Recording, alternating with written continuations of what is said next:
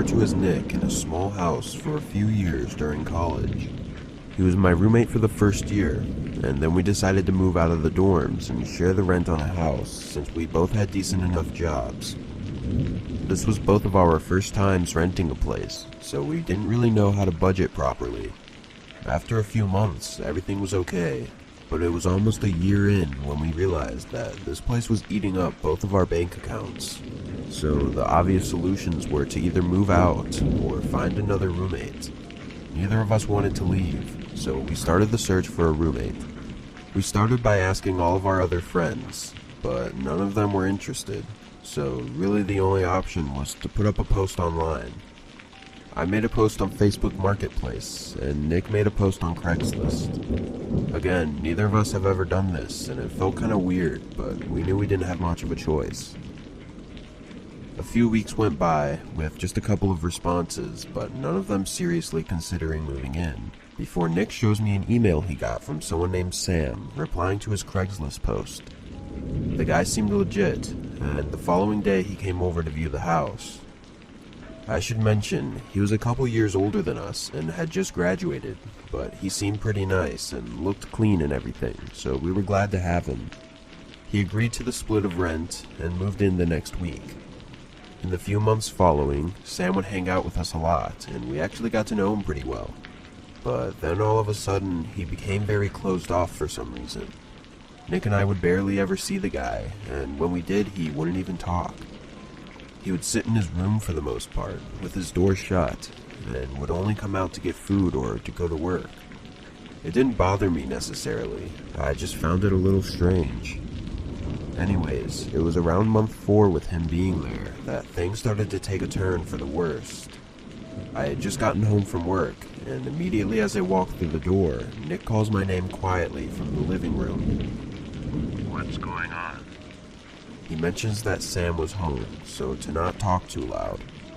Then he tells me about a strong smell he noticed when passing his room today. I told him I hadn't noticed it. He points down the hall towards Sam's room and tells me to quietly walk past and see if I notice. So I got up and made my way quietly down the hall towards Sam's door. I didn't even have to get very close to smell what he was talking about. It was awful and really disgusting. I had no idea what it was, and had definitely never smelled it in the house before.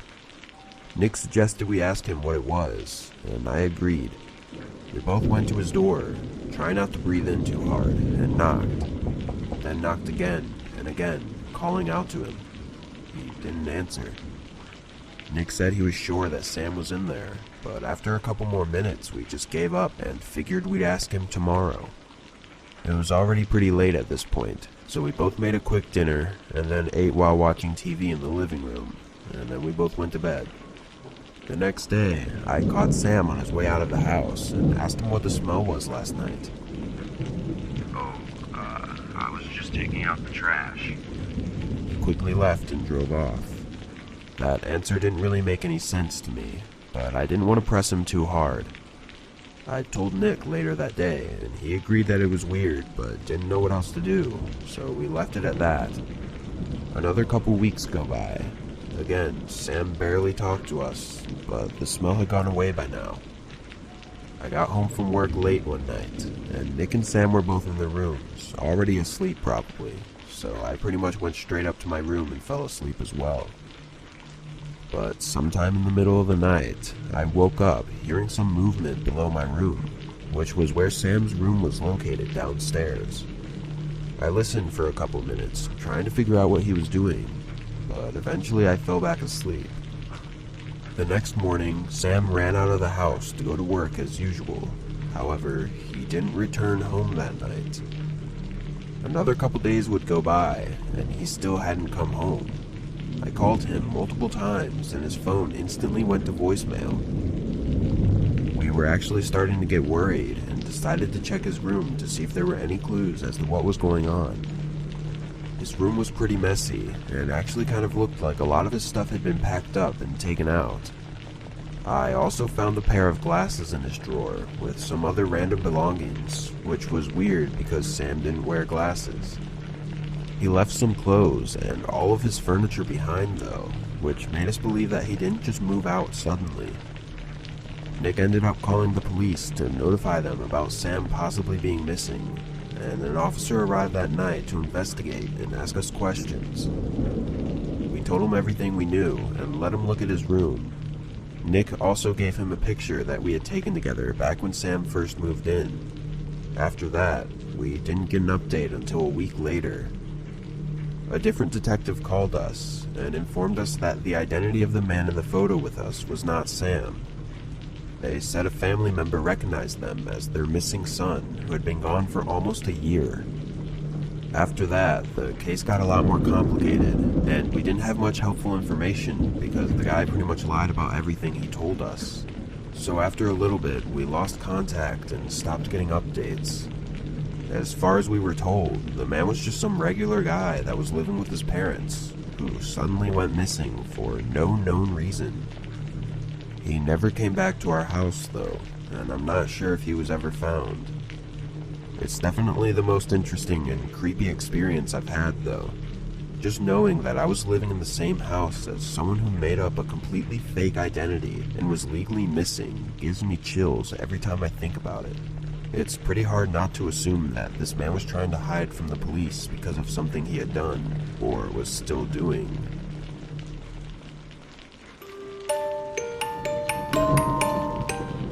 I had just graduated college, and I needed a small place to stay while I searched for a new job. I worked part-time at a small grocery store, but now that I graduated, it was time to start looking for a better job. Anyways, apartments were way too expensive to rent on my own, so I was mainly looking for places with spare rooms for rent. I knew it would be awkward for a while living in someone else's house, but I didn't have much of a choice to be honest. My old roommate from college suggested looking on Craigslist, as most other sites at the time didn't let you post single rooms in a house, or maybe it was just really hard to find them. Either way, Craigslist seemed to have a ton of options to choose from, so I stuck with it. After a few days though, I started to get frustrated, as none of the people would reply to my requests, and the ones that did would just apologize and say it was already taken. But then on Saturday morning, a new room popped up. It was nearby, cheap, and looked pretty nice. In the description, a man named Tom was advertising it as a large house with a spare bedroom for rent that also had a separate bathroom and closet. This sounded perfect to me, so I emailed him about my interest and then went to work. I knew the listing had just been posted that morning, so I felt confident that I was the first one to contact him.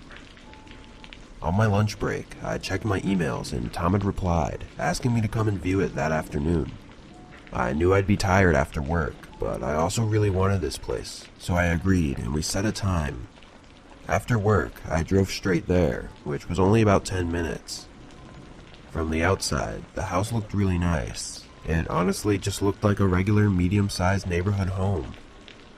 I parked on the side of the road and walked up to the door, then lightly knocked. After 30 seconds, I knocked again, a little bit harder this time.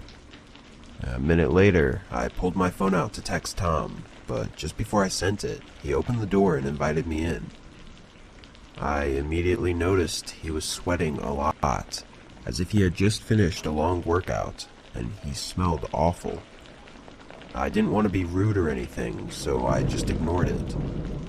He began walking me around the ground level floor, showing me the kitchen and the living room. He mentioned that he didn't use these rooms often, so I wouldn't have to worry about getting in his way. From the look of the rooms though, it seemed as though he used them too often. Old dishes were piled up in the sink and the couch had stains all over it. I really didn't like how dirty the whole place was, and it was strange that in the pictures it looked like the house was really clean. One thing I remembered specifically was that the living room had a brown leather couch in the picture, but the couch that was actually there was black. I figured Tom had probably used the pictures of the house from years ago before it sold. I was a bit annoyed at the dishonesty of it, but all that really mattered was my room, which was upstairs. Tom led the way to the stairs, then stopped when he reached the bottom of the steps and held his hand out in a gesturing manner as if he wanted me to head up first. I got a weird and uncomfortable feeling as I started up the stairs, as Tom didn't follow me. He stayed at the bottom and smiled, saying that my room would be the first one on the left. I continued to the top and took a couple steps into the hallway before a soft thud came from behind the door to what was said to be my room. I looked back down the stairs at Tom, whose smile was now completely gone. Does someone else live here? He replied in an annoyed tone, telling me that it was just one of his friends staying the night and not to worry about it, then urged me to check out the room for myself as he was sure that I'd like it. I was definitely pretty nervous at this point, scared even. Why wouldn't he have told me that someone else was here? It seemed like something that I should know. Everything started adding up, and all I wanted was to get out of there right away. I tried to act confident and began walking down the stairs as I explained that the place wasn't going to work out for me. He didn't seem to like that answer, and he moved his body to block most of the bottom of the stairs. I stood a couple steps away and firmly told him that I needed to leave. He asked me again to check out the bedroom to at least see if I liked it, and again I said I was not interested. He looked at me for a moment. Then, to my surprise, he smiled and said okay, stepping aside. I quickly walked past him and straight out the front door. I don't know what was going on in that house, but something didn't feel right about any of it. I even felt lucky to have been able to leave so easily. In the moment, I thought I was going to have to force my way out. I checked Craigslist a couple hours later, and the posting had been removed. I still wonder who and what was in that room upstairs. For all I know, it could have just been an empty room, but something tells me that it was something much worse. Craigslist is almost never the first place I go when I need to buy something, but sometimes you can get good deals on things that would otherwise be really expensive. At the time, I was searching for new workout equipment. Weights and machines are really expensive to buy new, so Craigslist was the perfect way to find used ones for cheap. Anyways, I scrolled through the site for a few days before eventually finding a posting that looked really good. It was a set of weights for a pretty good deal and was posted only a few hours ago. The poster's name was Mary, so I sent her an email and told her I was very interested in her weight set and would like to pick them up as soon as possible. Mary replied just a few minutes later, saying that she was available tonight when she got home from work at 7. It was a little bit late, but it wasn't too big of a deal for me since I wanted them as soon as possible. I agreed, and she responded with her address. Of course, I looked it up to see where it was and what the house looked like. It was 20 minutes away in a small neighborhood that I was actually familiar with, as one of my old friends used to live nearby. The house was regular sized and didn't have any real defining features other than the fact that it looked pretty old, but nothing looked too strange or gave me bad vibes, so that night I drove down there. The place was at the end of the road in a cul-de-sac, so I parked on the side of the house by their mailbox and made my way up to the front door, which was already opened. I didn't want to just walk into the house, so I knocked on the open door a few times to get their attention. A moment later, a man comes down from the hall. Hi, I was supposed to meet with Mary to look at some workout stuff she had posted on Craigslist. The man's face lit up, and he said to come on in. He told me that Mary would be down in a few minutes, as she was changing out of her work clothes. This definitely made me cautious, but he sounded genuine and believable, so I followed him into his living room where there was a set of weights on the ground. However, aside from the weights, there was nothing else in the room, no furniture or decorations at all. I think the man saw me looking around, as he quickly said that they were in the process of moving out, and that's why they were trying to sell the weights. Still skeptical, I looked at them for a second, but immediately noticed that a few plates were missing. I asked him if this was everything, as I thought I saw more in the pictures. He smiled again, telling me that Mary might know where the other ones are, but then he just stood there looking at me.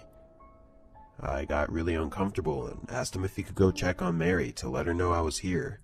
He waited for a moment, and then he agreed and walked up the stairs.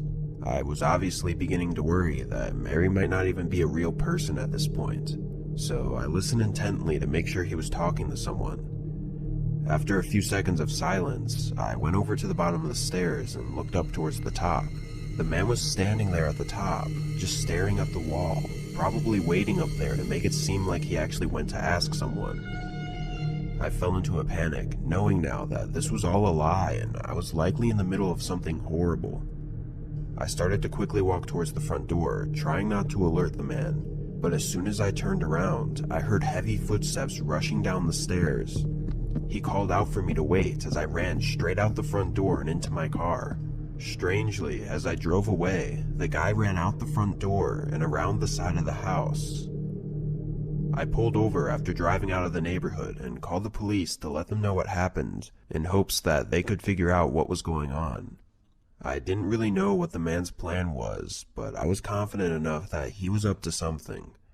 The officers later came by my house and I gave them more information. They told me that the house I met him at had nobody living there for over a year, which made chills run through my body. Of course, though, I couldn't really give them much helpful information other than a description of what the man looked like. And other than that, all they had to go off of was the weights that he'd put in the empty house that may have fingerprints on them. It worries me that he might still be out there trying to lure people into abandoned homes, but I'm also glad that I was able to make it out of there before he did whatever it was that he planned on doing.